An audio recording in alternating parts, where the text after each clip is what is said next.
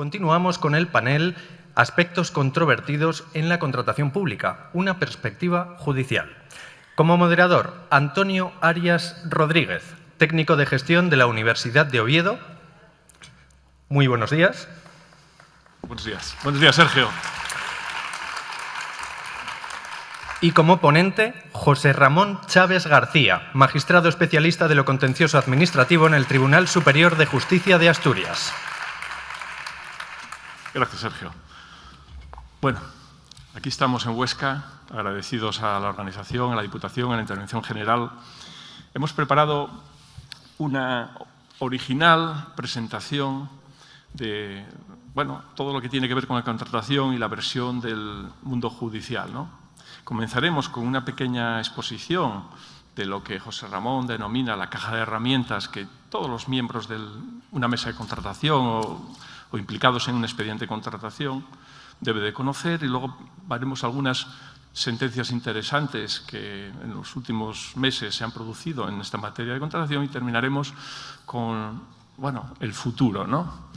Bueno, antes de nada, pues presentarnos un poco. A José Ramón ya lo conocéis la mayoría, porque su bitácora de lajusticia.com pues es con la que desayunáis unos 15.000 funcionarios todas las mañanas. He de reconocer que José Ramón mantiene una actividad fantástica y que ayuda, comenta sentencias de esa misma semana o de ese mes, todos los días, y es una gran ayuda. Compartimos plataforma, la mía más modesta en el número de publicaciones, yo contencioso, él de lajusticia.com, yo fiscalización.es, ¿no? Ahí tenéis los correos, la página web de José Ramón, en esta entrada en la que hablaba del congreso que celebramos hoy, en la mía, en fiscalización.es, donde encontraréis algunos apuntes de lo que aquí se habla. Yo intento recoger luego durante la próxima semana las cosas de las que se habla aquí, y José Ramón también aportará las suyas y nos lo comentará, ¿no? Bueno, vamos al primero. José Ramón, ¿qué es eso de la caja de herramientas de los responsables de contratación? Muy bien, Antonio, pero antes me vas a permitir que agradezca vivamente estar en presencia de los responsables de los entes locales, que son unas administraciones muy queridas para mí, más estar en una sede en la cual se me confía un tema, el de contratación pública, en el cual los interventores saben posiblemente con seguridad más que yo. Incluso contamos aquí con Jimeno Feliu, que para mí es un faro de luz en toda esta materia de la contratación pública. Y es porque yo concibo, al menos el mundo de la contratación, algo así como cada vez que se celebra un contrato, como un vuelo con una hoja de ruta. El rumbo lo marca el alcalde o el presidente de la Diputación, y quien pilota y el copiloto pues son el piloto, el interventor, y el copiloto, el secretario, ¿no? Desarrollan ese vuelo, y lo que hacemos normalmente los jueces somos la torre de control que está al final para ir verificando y ayudando. Pero la inmensa mayoría de los vuelos, de los contratos que se celebran, no precisan de la ayuda de la torre de control. Incluso muchos no necesitan de los que están con las banderillas de los tribunales de recursos contractuales, porque son vuelos pacíficos, inútiles, ¿no? Hay infinidad de contratos públicos los cuales no se judicializan. Unos porque pasan bajo radar. ¿Por qué? Porque nadie los impugna, nadie los cuestiona, y tranquilamente. Otros porque se hacen en avioneta, los contratos menores, esos no se entera nadie.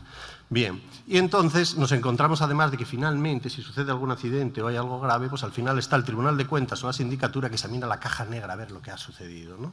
Por eso digo que el piloto y el copiloto son realmente los que lleváis el peso de la gestión y del desarrollo contractual.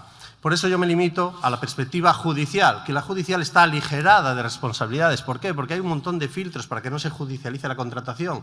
El primero es la responsabilidad de la autoridad que tenéis los interventores, que lo frenáis preventivamente, es decir, si hay niebla, si hay obstáculos, volvéis el avión para atrás, os retrotraéis o le impedís despegar, con lo cual los contratos salen muy pulidos y solo llegan los casos extremos a la vía judicial. Y en segundo lugar, la intervención de los tribunales contractuales de recursos, los cuales pues han sido todo un éxito, ¿no? Con el faro, lógicamente, de las luces de pista, que son la doctrina académica. Por lo tanto, ahora sí voy a hablar desde la perspectiva judicial de la caja de herramientas que permiten solventar los litigios en materia de contratación, porque no nos engañemos, al final el 90% de los litigios se resuelven con una serie de cuestiones procesales y una serie de principios que son lo que yo voy a intentar enumerar ahora. Vamos allá, Antonio.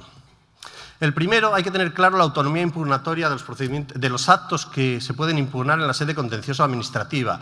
Todos sabemos que un procedimiento de contratación va encadenado, hay actos preparatorios, hay admisiones, exclusiones, hay pliegos de contratación, presentación de proposiciones, adjudicación, reclamaciones, etc. Muy importante es saber siempre que sabemos que si se anula el acto de adjudicación o un acto preparatorio relevante, pues comporta la nulidad del contrato. Así es en la vía de recurso, pero en la vía procesal judicial hay que tener muy en cuenta la carga procesal a la hora de impugnar los actos administrativos, de acumular cuando se impugna el pliego de contratación, acumular y ampliar expresamente el objeto al acto de adjudicación, porque si no se hace así, infinidad de sentencias se limitan a decir desviación procesal, se siente, usted solo impugnó el pliego, entonces tiene una sentencia declarativa y mientras tanto la adjudicación va vivo y coleando. Por lo tanto, la primera llamada es tener en cuenta la desviación procesal, tener en cuenta que cuando hay una reclamación o un recurso en vía administrativa, luego no se va a poder enriquecer con cuestiones nuevas en vía contenciosa, solo con motivos jurídicos. La segunda, la ausencia de acción pública. El mundo de la contratación, por desgracia, no es como el urbanismo, es un mundo en el cual solo los legitimados, los que tienen algún interés, pueden acudir y llamar a las puertas de la justicia. Para todos los demás está cerrado. ¿Cuántos portazos se han dado a la justicia material respecto del control de contratos de enjundia, incluso gravemente viciados, por el sencillo hecho de que la persona o grupo que los recurre no está legitimado, no cumple con esa barrera procesal, esa llamada a la puerta que supone estar legitimado? Un caso especial son los sindicatos, que sabéis tienen especial sensibilidad con determinados tipos de contratos que pueden afectar a los empleados públicos. Aquí hay que diferenciar. ¿Tienen legitimación los sindicatos? Sí, dentro de su círculo de intereses, máxime cuando existen ciertas cláusulas de interés social en los contratos. ¿Qué sucede? La legitimación se agota a la hora de impugnar el pliego de contratación, pero una vez que está aprobado el pliego de contratación y la adjudicación cumple y ejecuta ese pliego, ahí ya carecen de legitimación. Solo la tienen a la hora de impugnar ese pliego de contratación y en la medida que incide o tiene efecto reflejo sobre las plantillas. La impugnación indirecta de pliegos, importantísimo. ¿Qué sucede? Normalmente sale el pliego de contratación, todos los que aspiran y participan confían en el juego limpio y confían en que obtendrán el ansiado contrato. Cuando llega la adjudicación del contrato es cuando se revuelven en su interior, cuando intentan recurrir, acuden a su abogado y su abogado le dice: vamos, pero ¿cómo aceptaste el pliego de contratación? Ahora tenemos que impugnarlo indirectamente. Pues bien, algo muy importante, si ese pliego de contratación se consintió, no se podrá revisar cuando se impugne el acto de adjudicación, excepto en dos supuestos. Uno, cuando está gravemente viciado ese pliego de contratación por un motivo de nulidad de pleno derecho, como ha dicho el Supremo, o cuando ese pliego de contratación era suficientemente ambiguo como para que un contratista diligente hubiera entendido un determinado sentido y se hubiera sorprendido con la adjudicación. Por tanto, la moraleja que hay que tener es cuidadito cuando se consiente un pliego de contratación, porque si se trata de un vicio de mera anulabilidad, como suele ser la regla general, posiblemente será inamovible a la hora de impugnar la adjudicación. Los actos propios. La doctrina de los actos propios se utiliza muchísimo por los tribunales. Los actos propios no viene a ser otra cosa que ser coherente con la conducta propia y afecta tanto a los licitadores cuando dicen, ofrecen, contratan o proponen, como a la propia administración cuando anuncia, indica o responde a informaciones. Somos prisioneros de nuestras palabras, la administración de lo que dice por escrito y los licitadores de lo que proponen. Frecuentísimamente se siente, usted no puede contravenir los propios actos e incluso, cuando aludía antes al supuesto de la legitimación, si se reconoce indebidamente la legitimación en vía administrativa por un acto propio de la administración, después no se podrá cuestionar en la vía jurisdiccional. El interés público está blindado. Como sabemos, la contratación pública es para algo, por supuesto, para satisfacer necesidades o intereses públicos. Y evidentemente tiene un sendero diferenciado del mundo privado porque está cuajado de esa omnipresencia del interés público que se manifiesta en una serie de enormes prerrogativas. Prerrogativa de interpretar, prerrogativa de modificar, prerrogativa de suspender, prerrogativa de imponer penalidades de mucha índole. ¿Qué es lo que más relevante utilizamos los tribunales? Cuidadito, las prerrogativas son armas poderosas, se dan a la administración, pero para manejarlas con cuidado.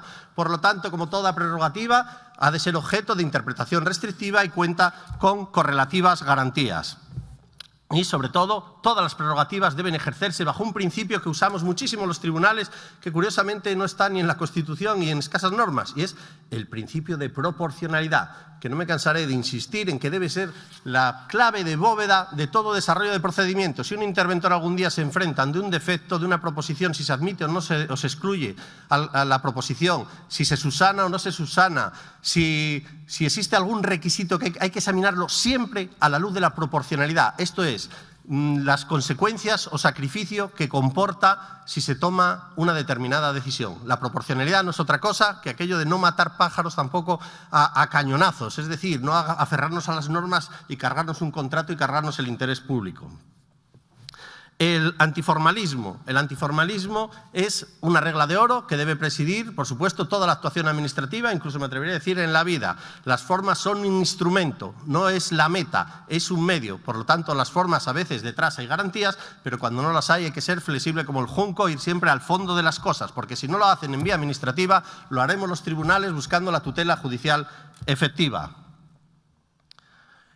La cuestión de la retroacción de actuaciones. Efectivamente, a veces hay algunos procedimientos de contratación que acaban finalmente en la vía jurisdiccional y se plantea la cuestión, ¿qué va a hacer el juez cuando resuelve y aprecia un grave vicio? ¿Va a adjudicarlo alternativamente a otro contratista o no? Pues bien, nos movemos en ese campo tan difuso de que un juez toma la decisión final, cuando se le pide justicia, la toma cuando tiene herramientas para ello. Por lo tanto, si tiene elementos de juicio, si la discrecionalidad es cero, si existen dos competidores en liza en un procedimiento y el adjudicatario pierde el contrato, si todos los datos que tiene le permiten al juez a cumplimentar la tutela judicial efectiva y adjudicarlo al que lo merece, así lo hará. Pero, en cambio, si carece de elementos, tendrá que disponer la retroacción de actuaciones para que la Administración lo valore con su juicio y su discrecionalidad en ocasiones administrativa. Queda otra cuestión que es la de la responsabilidad patrimonial y los contratistas. En este aspecto me interesa resaltarlo mucho, por lo menos ya que se trata de dar noticia de la jurisprudencia. Cuando existen contratistas y concesionarios, todos ustedes saben que los contratos se desarrollan a riesgo y ventura del contratista. La Administración se libera de responsabilidades, se limita a pagar y hacer el seguimiento del contrato y que el contratista peche con las responsabilidades. Si a la obra se le cae un martillo, si se desvía, si se desploma, lo que sea, que lo pague el contratista. ¿Qué es lo que sucede en la práctica? En la práctica, como se ha unificado el fuero jurisdiccional, lo que hace el particular dañado por la actuación del contratista concesionario se dirige a la Administración en aplicación de la normativa administrativa y le dice, mire, yo no sé qué relación tiene usted, Administración contratante, con este contratista. Lo que sé es que yo he sufrido un daño y quiero que usted, Administración, me indique y me diga quién es el responsable. Pues bien, y aquí está el dato, ojo para navegantes. Si la Administración hace los deberes y le indica al particular víctima y le dice, mire, vaya usted contra el contratista, yo no sé nada, ningún problema, tendrá que ir el particular frente al contratista. Pero si la Administración da la callada por respuesta, da el silencio administrativo, se lo ponen en bandeja para que el demandante acuda a la jurisdicción contenciosa, no solo frente al contratista, sino frente a la Administración que por silencio le ha dejado sumido en la incertidumbre. Y en ese caso la condena podrá ser solidaria, fíjense ustedes, a la Administración contratante y al contratista. Por lo tanto, alerta y poder procurar dar respuesta siempre a las peticiones de los particulares, de los contratistas y no dejarlo en un cajón. Bueno, José Ramón, pues la verdad es que esta primera parte de la exposición, pues bueno, es un poco más dura. Por eso, cuando nosotros visitamos alguna ciudad, que a veces lo hacemos juntos con ocasión de ponencias y congresos, pues intentamos mirar la prensa local. A partir de ahora hacemos un pequeño homenaje al mundo de la comunicación y cuando, como os digo, José Ramón y yo tomamos café, cosas que tiene vivir en provincias, ¿no? Que pueden tomar el café porque está todo cerca, el ayuntamiento, el tribunal, la universidad, etcétera, ¿no? Tomamos café y pensábamos, bueno, pues como va a ser un poco duro tu exposición, quizás había que comentar alguna noticia, ¿no? Y entonces cogimos el grupo Z, Prensa Ibérica, que es donde nosotros escribimos en Asturias, en la Nueva España, y entonces seleccionamos algunas noticias que, bueno, podemos comentar ahora, José Ramón. Esta primera es muy interesante. Como veis ahí, un ayuntamiento decreta el desistimiento de un contrato tras aparecer restos arqueológicos, ¿no? Ya, el alcalde, pues, entendiendo que hay un interés público en el asunto, anuncia pues, su desistimiento y el contratista una demanda al consistorio. ¿Qué podemos comentar de esto, José Ramón? Pues bien, con este caso que vamos a comentar, como en los siguientes, todos son casos reales o de inspiración real que tienen su reflejo en sentencias auténticas que en su momento se facilitará para su localización. Pues bien, en este caso, que es un supuesto quizá clásico en el cual un contratista comete una determinada obra y ¿con qué se encuentra? Se encuentra con que hay yacimientos arqueológicos, la pesadilla de todo contratista. Pues bien, se plantea el problema de si es posible ese desistimiento apelando al interés público. En el caso planteado se trataba del desistimiento del contrato de dirección de obra que hacía un profesor titular de universidad. que se quejaba y decía que no procedía ese desistimiento. ¿Qué resolvió en este caso el Tribunal Supremo en el año 2020? Lo dijo muy claro. Dijo, mire, el desistimiento se puede adoptar por razones de interés público, al margen de su distinción con la renuncia, que no es el caso, dice, pero tiene que ser siempre interpretado restrictivamente. Y dice, y en este caso es cierto que había unos materiales o residuos de valor arqueológico, dice, pero en lo que se escuda el interés público de la Administración es el decir que al haber restos arqueológicos se encarece mucho el coste y que entonces la propia Administración, el propio Ayuntamiento podía hacer la obra con menor coste y por eso resolvió el contrato. Entonces dice el Supremo, no vale ese ahorro económico porque podía ese director de obra podía haberlo ejecutado aunque fuera más costoso y, consecuentemente, el Supremo lo que hace estima el recurso y considera que no procedía ese desistimiento, aunque también a título de anécdota bien está señalar que el profesor titular llegó a pedir daños morales por haber sido sustituido por un funcionario en la dirección de la obra, aduciendo que esa obra iba a figurar en su currículum para obtener la cátedra y que entonces su sueldo estimaba los daños morales de 10.000 euros anuales hasta que se jubilase. Cuestión esta que todos ustedes verán que el Supremo despachó diciendo que eso eran conjeturas y futuristas y que no le trajeran este cuento a indemnizar. Bueno, pues tenemos otra también muy interesante. Aquí tenemos que Burger King pide al Ayuntamiento de Hamburgo, vamos a situarlo muy lejos, acceder a toda la documentación del servicio de hamburguesas que ganó McGilito, no Donald, sino su tío. El adjudicatario, bueno, pues, ¿qué argumentó? Bueno, pues las exposiciones técnicas, bueno, pues estaban con secretos comerciales o… Bien, este lo hemos traído porque es un caso clásico. El caso clásico es el de siempre, el adjudicatario que está excluido o que está eliminado del procedimiento, que no tuvo el contrato, lo que hace es frecuentemente, en ocasiones, quiere acceder a la documentación del competidor. A veces lo quiere ver para sanamente saber por qué a él no le han adjudicado el contrato, o otras hay una curiosidad inconfesable o ilegítima de acceder a los secretos comerciales del contrario, que lógicamente se aferra a no facilitar la documentación. Como este es un fenómeno clásico, viene en nuestro auxilio pues una sentencia del Tribunal de Justicia de la Unión Europea sobre Lituania, en el cual se plantea nada menos que 13 o 14 cuestiones prejudiciales, pero giran en torno a la siguiente idea. Hablamos Tribunal de Justicia Europeo hace escasamente un mes. Y dice lo siguiente, dice, mire, efectivamente puede alguien considerar confidencial la documentación que acompaña a su proposición económica o técnica, puede considerarla. También es cierto que existe el derecho a la tutela judicial efectiva y la transparencia aconseja que se pueda acceder y obtener y conocer y comprender las razones de que no se han adjudicado. Pero dice el Tribunal Europeo, dice, lo primero, para poder acceder a una documentación es que tiene que haber sido decisiva, no que pretenda usted acceder a toda la documentación que existe, sino usted demuéstreme que esa ha sido la decisiva y que su interés es saber por qué no se le adjudicó el contrato. Y lo segundo, hace descansar el criterio de darlo o no en un criterio de ponderación. Es decir, de sopesar los intereses en juego. Es muy difícil fijar una regla general. Entonces, dice el Tribunal Europeo, ¿podrá la Administración conceder o denegar el acceso a la documentación del contratista adjudicatario teniendo en cuenta, primero, la carga que tiene el que lo solicita de demostrar su interés por obtener esa documentación? Segundo, la carga que tiene el que se niega a facilitarla para explicar por qué se aferra que eso es su secreto y que el otro no acceda. Y sopesando esos intereses es de donde saldrá la respuesta de la Administración, que a su vez podrá ser revisada judicialmente con idéntica ponderación. Sabéis que la técnica de ponderación es cuando hay intereses o principios y hay que ver caso a caso. Sé que quizás no facilita mucho, pero esto es una llamada a la motivación y a la proporcionalidad cuando se toma una decisión en este territorio. Bueno, es que el 133 de la Ley de Contratos, como sabéis, bueno, pues permite declarar confidencial partes de la oferta técnica, en este caso los secretos comerciales de una empresa, y que bueno, siempre es un conflicto porque, claro, hay que demostrarle por qué perdió esa licitación, por qué no fue adjudicatario, y esto es un conflicto con el que cada vez nos vemos más en las mesas de contratación, ¿no?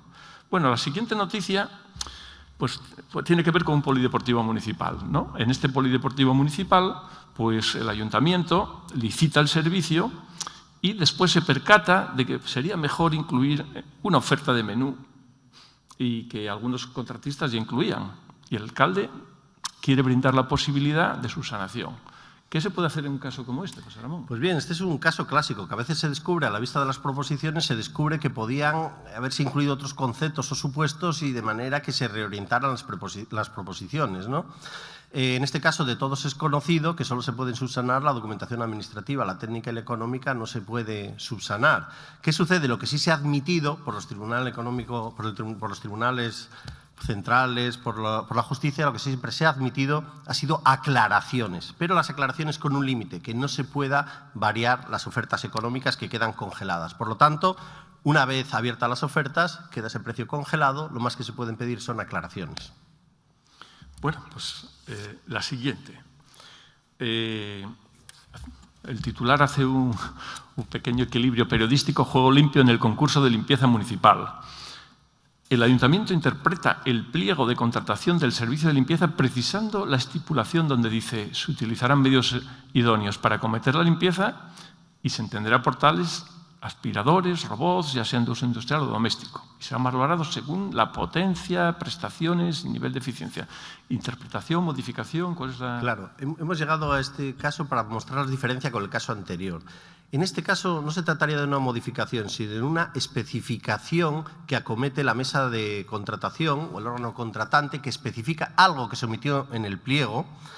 Y esta especificación no está prohibida, en principio, siempre que sea una interpretación motivada y razonada, siempre, evidentemente, que esa especificación no llegue, según señaló la jurisprudencia, siempre que no llegue a determinar tal especificidad que solo exista una única empresa capaz de suministrarlo. Pues en esas condiciones, si se aprueba un criterio de interpretación, que no de modificación, de especificación, se hace para la generalidad de los licitadores y no ocasiona indefensión, pues no habría ningún problema. Bueno, la siguiente...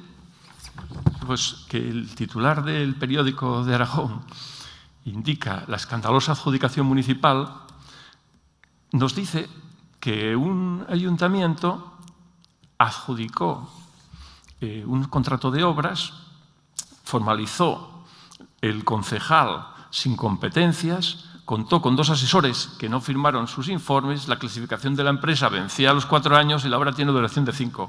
Bueno, esto es algo escandaloso, como dice el periódico. Sí, hemos incluido este ejemplo tomando de varias sentencias, más que nada para mostrar una casuística que es muy rica y habitual y que quizá en la experiencia todo el mundo la ha vivido.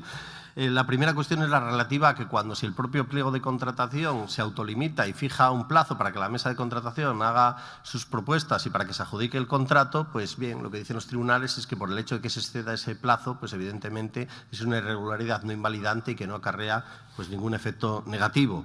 En cuanto a la incompetencia, es otro aspecto que también se ha dado, sobre todo a la Administración del Estado, cuando hay un director general que toma una decisión y luego correspondía al secretario de Estado. En estos casos es algo la doctrina conocida, es decir, bueno, pues efectivamente se adjudicó o se dictó la resolución final por un órgano incompetente, pero como la incompetencia no era material, sino una mera incompetencia, ni territorial, sino era una incompetencia jerárquica, en este caso cabe la convalidación a posteriori, dictando una resolución de ratificación la autoridad competente. Una tercera cuestión que se vertía en ese supuesto es el problema clásico de los asesores, ¿no? Es innegable que una mesa de contratación, cuando tiene cierta complejidad el contrato, pues tendrá que acudir a asesores que le ilustren y se muevan en la fronda de las proposiciones técnicas. Pero, evidentemente, tampoco se supone una delegación incondicionada y acrítica, ¿no? Entonces, el Tribunal Supremo ha dejado muy clarito, en el 2013 ha dicho, efectivamente, es legítimo acudir a asesores, pero siempre y cuando la mesa de contratación aporte eso que se llama una asunción razonada, que aporte un plus, que la enriquezca, que la motive, no que se limite sencillamente a un trágala. Entonces, en esas condiciones no habría problema. Incluso, en un caso resuelto en el 2016, en este caso el TSJ de Canarias, lo citaba porque llega al límite del rizo. En este caso, los asesores no se sabe quiénes son, no llevan ni la firma y se plantea la cuestión y dice la Sala Canaria, dice, bueno, aunque no se sabe ni por la firma, tampoco hay una explicación en contrario que haga dudar de su imparcialidad, pero lo cierto es que la mesa de contratación por unanimidad lo asumió, ¿no? Bueno, quede ahí la constancia de lo que nos interesa, que es el tema de que los asesores son legítimos siempre y cuando la mesa de contratación adopte una posición de beligerancia activa a la hora de motivar. Y la cuarta cuestión es la de la clasificación, también resuelto por los tribunales. El problema era de una obra, de un contrato plurianual que duraba 5 años y los contratistas tenían pues, la clasificación tal y como la da la norma, por 4 años. Entonces llega un avispado y dice, como no llega a los 5 años no se le podía adjudicar. Y dice el Supremo, hombre, a nadie se le pide lo que no puede ser. Si es a 4 años, pues efectivamente se cumple al tiempo de presentar la proposición la condición de contar con la clasificación adecuada a 4 años y, por tanto, no se invalida. Sí, sobre este tema que mencionabas de los informes sin firma, hay un artículo en el último número de Gabilex, la revista jurídica Castilla-La Mancha, donde 3 ingenieros de caminos proponen el sistema de revisión por pares, que los que estáis cerca del mundo académico sabéis que los informes que se hacen sobre los artículos científicos los revisan 3 personas anónimas que no se conocen y que de alguna manera tienen nivel suficiente. Entonces él proponía, curiosamente, que hubiese una revisión anónima de los juicios de valor que se incorporaban en la evaluación, ¿no? Pidiéndoselo a la universidad o al colegio de ingenieros. Claro, ahí aparecían intereses un poco de tal, pero bueno, también sobrevolaba sobre lo que son los informes anónimos, ¿no? que mencionabas. Bueno, la siguiente es también un doble homenaje. Por uno, a la Diputación anfitriona, ¿no? que en esta hipotética noticia, el Tribunal de Recursos Contractuales, al que quería dedicar un minuto, José Ramón, si me permites, el Tribunal de Recursos Contractuales, que es una de las grandes instituciones bien mejor valoradas en el mundo de la contratación. Comentaba antes con un compañero que cerca del 80% de sus resoluciones son ratificadas por los tribunales de justicia. Está haciendo una labor sumaria, barata, comparado con otro tipo de actuaciones como las judiciales, y que es justo decirlo, incluso mencionarlo en las conclusiones del Congreso, que hay que avanzar en esa línea, incluso ampliando, como se sugiere en algunos tratados y en algunos artículos en materia de contratación, ampliar incluso su marco de actuación a otro tipo de contratos que por ahora están vedados. Bueno, pues en este caso, el Tribunal de Recursos Contractuales anula la adjudicación de un servicio de la Diputación y el contratista reclama ser subsidiario provisionalmente quien preste el servicio, ¿no? José Ramón, ¿qué opciones hay en este caso? Bueno, el caso es uno que se da más habitualmente de lo que parece, que es el supuesto en el cual existe una adjudicación a un contratista de un determinado contrato, se efectúa una reclamación y el Tribunal de Recursos Contractuales lo estima y le anula. Y entonces el contratista, aduciendo los perjuicios económicos, acude a la jurisdicción contencioso administrativa frente a ese acuerdo y pide como medida cautelar, esa es la clave, como medida cautelar, dice, oiga, que se suspenda la resolución del Tribunal de Recursos Contractuales que me quitó lo que me habían dado, porque yo necesito, que tengo unos perjuicios económicos de la empresa, de seguir adelante, el interés público. Y este tema, esta cuestión, en el 2014 el Tribunal Supremo lo dejó muy claro, y lo dejó claro de una manera muy singular en el mundo procesal contencioso administrativo. Vino a decir que de la mano de la normativa comunitaria y de lo que inspiraba, la finalidad que inspiraba los recursos especiales en materia de contratación, llevaba a que no cabía adoptar una medida cautelar de signo contrario a la adoptada por el Tribunal de Recursos Contractuales, ni podía, por tanto, disponerse una prórroga de hecho. Vamos, en este caso, pues lo que hace el Supremo sale al paso de evitar que se juegue con esas cuerdas de hago recursos, planteo medidas cautelares, voy recurriendo y mientras tanto cojo, hago la obra, luego se anuló, luego pido por enriquecimiento injusto y ahí está. ¿Qué sucede con el contrato anulado? ¿Queda en el vacío? Entonces, ¿qué pasa si se anuló? ¿Cómo sobrevive el servicio público? Pues hay herramientas que todos conocen, sobradas, que son la posibilidad de que si existe un grave trastorno para el servicio público o si existe un interés imperioso general en prestarlo y seguir prestando ese servicio de asistencia sanitaria o vital, evidentemente siempre cabe, o bien hay infinidad de técnicas para disponer la prórroga forzosa si hace falta del que estaba, para agilizar los trámites de contratación. Siempre hay medidas de emergencia para el interés público.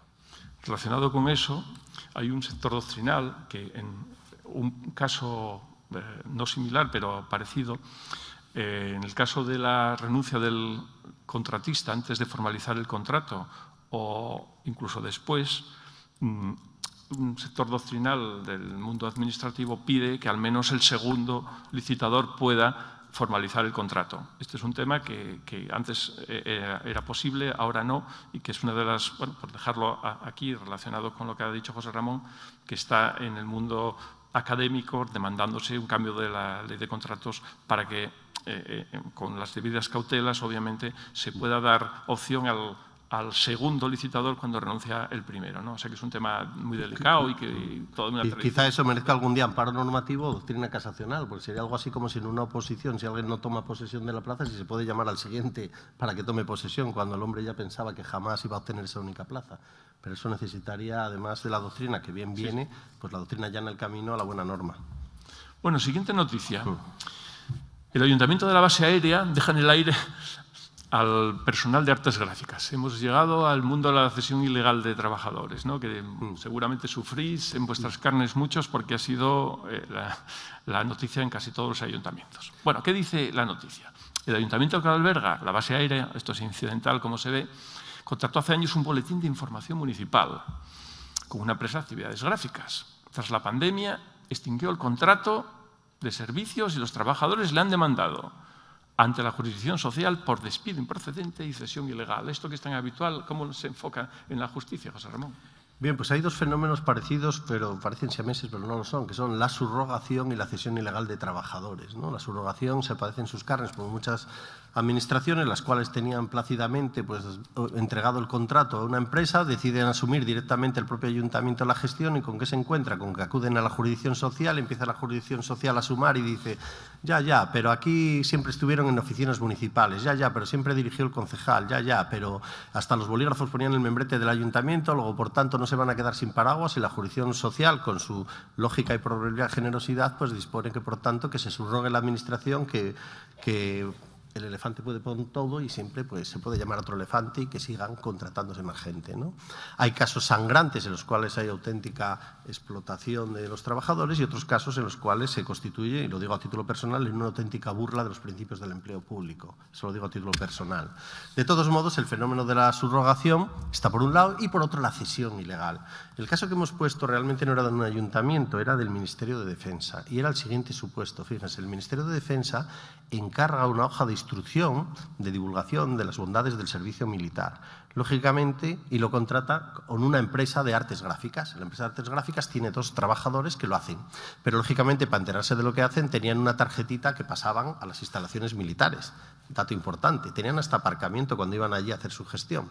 ¿Qué sucede? Sucede que cuando se acaba el contrato, lo demandan estos trabajadores, los 2 trabajadores demandan ante la jurisdicción social, ojo al dato, a la empresa de artes gráficas y dice que hubo una cesión ilegal porque nosotros realmente trabajábamos para el Ministerio, no trabajábamos para esta empresa era una empresa fantasma.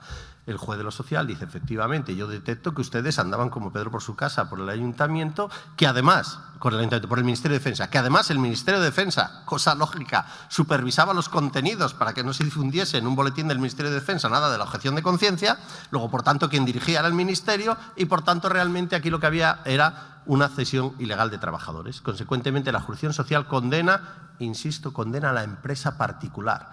Le levantan la readmisión, la empresa particular los despide, despido improcedente y paga religiosamente la indemnización. Le llegan a la empresa encima las liquidaciones de la Seguridad Social, le llegan los recargos. Y la empresa, una vez que ha pagado todo, fíjense ustedes, la indemnización, los recargos, lo tributario, acude a la jurisdicción contenciosa, ojo, por la vía de responsabilidad patrimonial y acude al TSJ de Madrid y le dice, mire, yo he tenido que pagar todo esto, me he llevado el marrón y quiero que pague el Ministerio de Defensa, la Administración.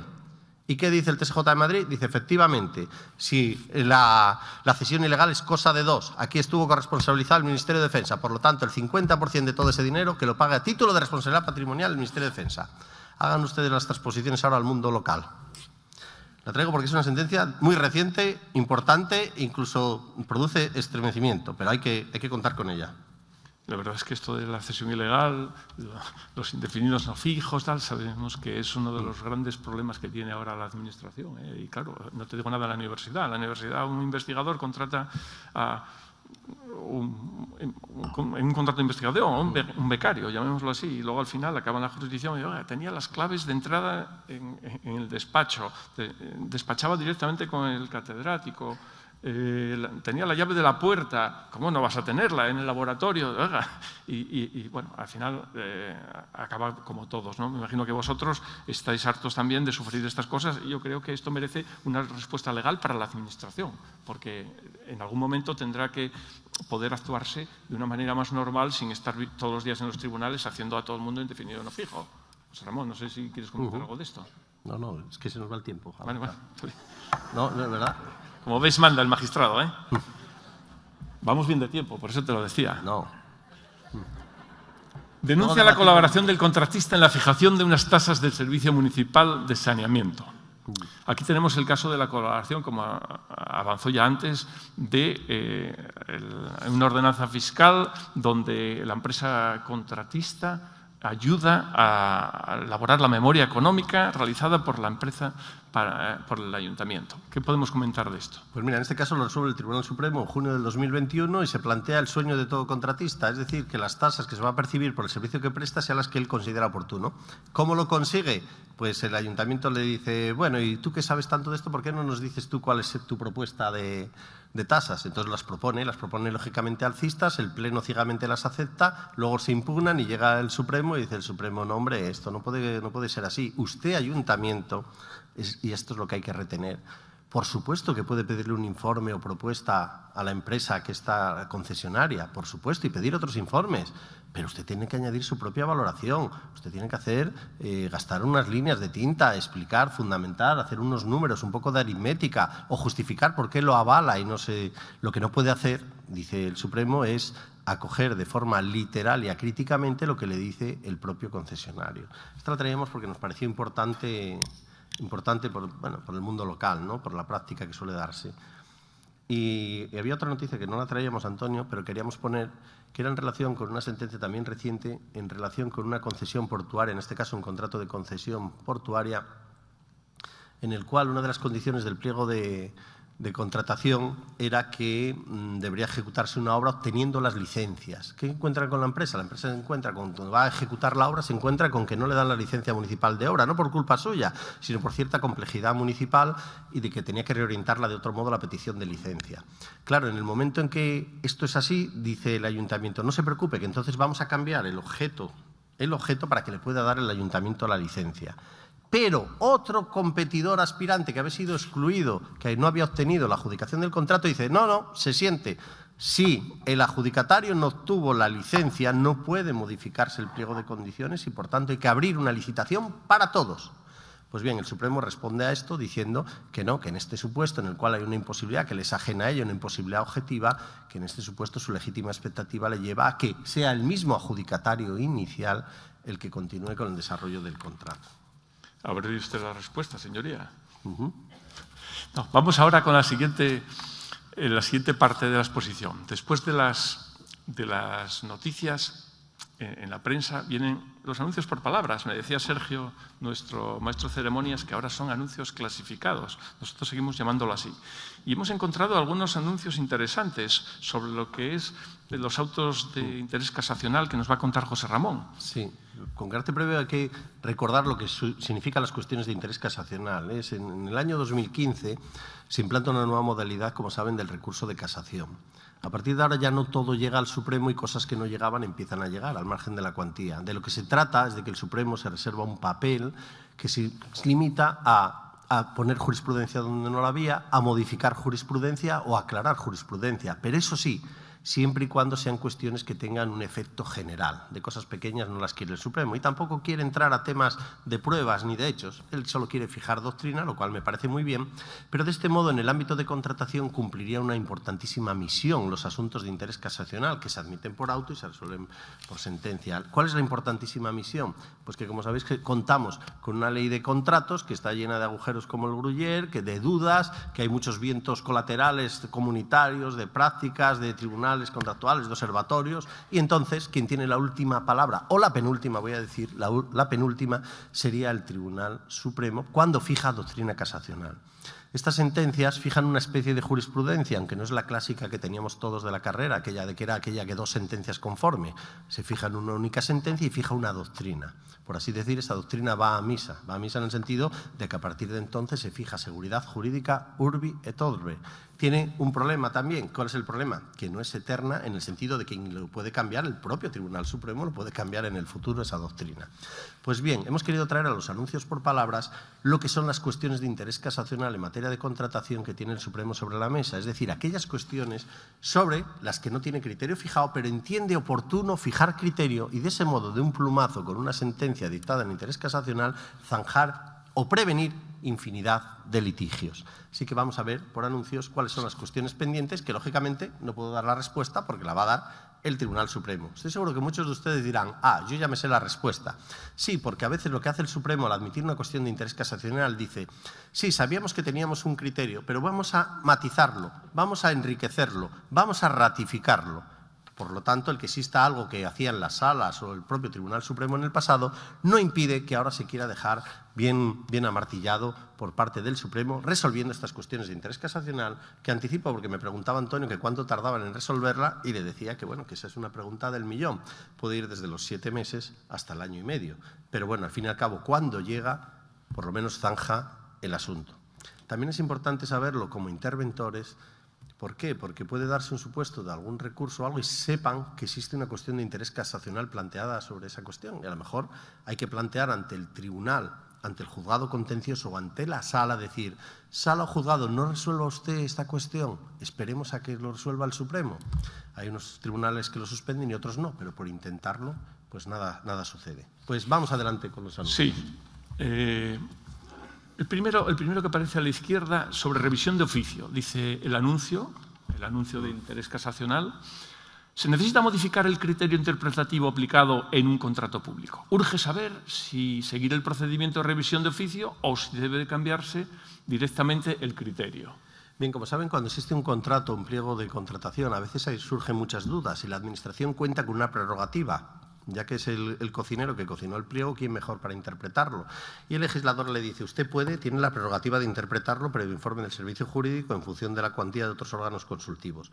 Pues bien, cuando la Administración fija ese criterio interpretativo, y que por tanto es vinculante para todos, para la Administración o los licitadores, ¿qué sucede si después más adelante se da cuenta, bueno, yo creo que podía fijar otro criterio distinto interpretativo, porque a veces comete un error? Y ahí viene la opción. ¿Qué hago? Yo mismo, ya que interpreté, donde dije digo y cambio de criterio, o por el contrario, afinando jurídicamente en el momento en que dicté un criterio interpretativo es un acto informativo declarativo de derechos para todos y tendré que acudir a la revisión de oficio si quiero quitarlo o sencillamente ya no puedo modificarlo por una doctrina, una especie de tiro único de una vez que interpreté. Pues esa cuestión va a resolver el Supremo, de si es posible andar jugando con las expectativas, cambiando sucesivamente los criterios de interpretación o si, por el contrario, está sujeto a garantías. Bueno, esté visto. Uno sobre fuerza mayor. Dice el anuncio, ¿se precisa informe si el concesionario del puerto tiene derecho a compensación por el contratante ante la contaminación, en este caso del Mar Menor, por la incidencia de la acción humana o si cabe considerarlo fuerza mayor? Bien, este caso tan real y tan cercano a mí como que veraneo justamente y me baño en esa costa. Como saben, ahí se plantea un problema de contaminación del Mar Menor y existía un concesionario de un restaurante y entonces ve que dice, oiga, mire, fruto de la contaminación, pues me encuentro con que esto sería fuerza mayor. Pero le dice a la Administración, no, mire, si fuera fuerza mayor, es la tesis de la Administración, usted habría que indemnizarle, pero no le indemnizamos porque el problema del Mar Menor no es un caso de fuerza mayor de los enumerados en la ley, es un caso de catástrofe, pero con intervención de la mano humana. ¿Por qué? Porque hay residuos, hay vertidos, hay problemas de agricultores, etcétera. Y dice entonces el Ayuntamiento, claro, luego no encaja en los supuestos tasados de fuerza mayor ni en otros semejantes. ¿Qué es lo que va a resolver el Supremo? Decidir si encaja en supuesto semejante a fuerza mayor aquellas calamidades o desastres en los que incide la mano del hombre. Bueno, esté visto. Oportunidad. Entidad local desea saber si el consorcio en que participa es medio propio para sortear la ley de contratos. Claro, en este punto todos tienen ya la respuesta, todos lo han sufrido, todos han leído miles de páginas, pero lo cierto es que vamos a esperar a que el Tribunal Supremo nos diga si cabe en un contrato de abastecimiento y servicio público de agua, si cabe que se adjudique directamente como si fuera una relación horizontal al consorcio de la Diputación Provincial y, por tanto, liberado de la legislación de contratos, o si, por el contrario, no es un medio propio y está sometido a la legislación de contratos. Fíjense qué importante es esta cuestión, que tienen ahí la referencia del auto del Tribunal Supremo. Otro, economía del contrato. Urge saber si se tiene derecho a restablecer el equilibrio económico ante una imprevisible carga tributaria sobrevenida sobre el concesionario. Y te apunto yo el tema de la energía eléctrica, pero bueno, eso es para otros negociados. Claro, en el supuesto, fíjense, es un concesionario el cual se encuentra con que el legislador antes le daba una determinada exención tributaria del impuesto de bienes inmuebles y en el curso de la duración del contrato el legislador, al margen de la relación contractual, le quita la exención y él dice, ahí va, esto me desequilibra totalmente el contrato, los números que yo había hecho, y por tanto lo plantea ante el Supremo, y el Supremo tendrá que resolver esta cuestión. Si no hay una incidencia sobrevenida de la mano del legislador en materia tributaria, puede fundamentar el derecho a exigir una revisión de las condiciones económicas del contrato. Otro. Se precisa saber si los excesos modificados que se abonan para evitar enriquecimiento injusto conllevan intereses de demora. Sí, el enriquecimiento injusto, como saben, son los supuestos de inexistencia de contrato en que la fuerza de los hechos trae el derecho. Es decir, alguien hace el contrato y, claro, no se va a empobrecer injustamente y lo que decimos los tribunales, repescando un viejo artículo del Código Civil, decimos, bueno, pues páguese, vamos a sanarlo, no va a sufrir usted habiendo entregado y hecho la obra y, por tanto, páguese. Pues bien, la cuestión que va a resolver el Tribunal Supremo es si en estos casos hablamos de una indemnización en cuyo caso ya no habría intereses de demora, o hablamos de que se le va a pagar esa obra como si fuera un precio, en cuyo caso habría intereses de demora. Se puede anticipar de que hasta ahora pues no se pagaban intereses de demora, pero bueno, ahora habrá que estar lo que diga el Supremo. No sabemos por dónde se moverá la vara. Penúltimo. El caso de nulidad del contrato, lucro cesante para el contratista. Cuestión similar a la anterior. En el caso de nulidad, el de si se tiene derecho cuando se anula un contrato al lucro cesante del contratista. Como el lucro cesante deriva de una obligación nacida y válida, pues por tanto, si en principio es un contrato nulo, no debería tener derecho al lucro cesante, pero como la cuestión es dudosa, nos la va a resolver el Tribunal Supremo. Bueno, y como vamos terminando la sección de esquelas, ya estamos en una edad, yo cada vez más las miro por diversas razones, para ver si encuentro algún amigo, algún pariente, o sencillamente para ver los nombres. Y aquí, en esta en concreto, tenemos una muy interesante, que es el velatorio de la Ley de Contratos del Sector Público, José Ramón.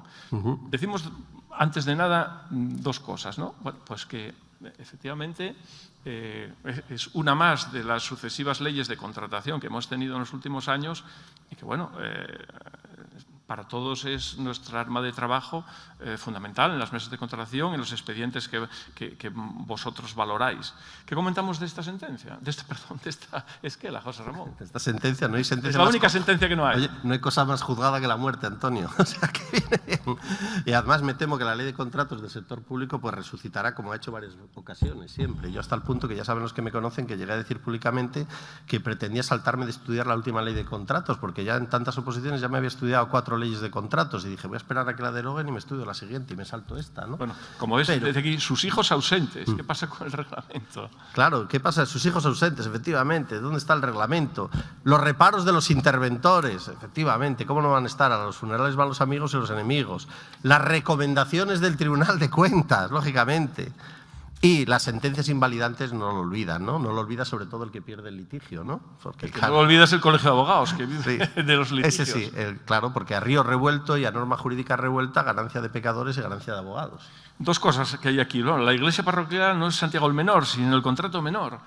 Pero, bueno, el contrato menor que tantos quebraderos de cabeza nos ha dado. Un día descubrimos que estábamos fraccionando contratos de 1.000 euros porque hacíamos 3 sucesivos, muy por debajo del límite total y que nos metíamos en un lío, ¿no? Bueno, es verdad que el contrato menor requiere una mejora en la regulación, pero, como vemos, el funeral va seguido de la incineración en la plataforma de contratación. Y aprovechamos para decir que la plataforma de contratación es otro de los grandes logros de los últimos años que merece su elogio en este momento, porque bueno, todos nos hemos encontrado resuelto al siglo XXI la administración electrónica de los expedientes. No sé qué pasaría si no contásemos con la administración electrónica de la plataforma de contratación, que nos resuelve todo y que, justo es decirlo, intentaremos decirlo en las conclusiones del Congreso, que es uno de los grandes avances de los últimos años. ¿Sobre esto tienes alguna opinión? Y ya nada, que es un tema candente y por eso está en la incineración.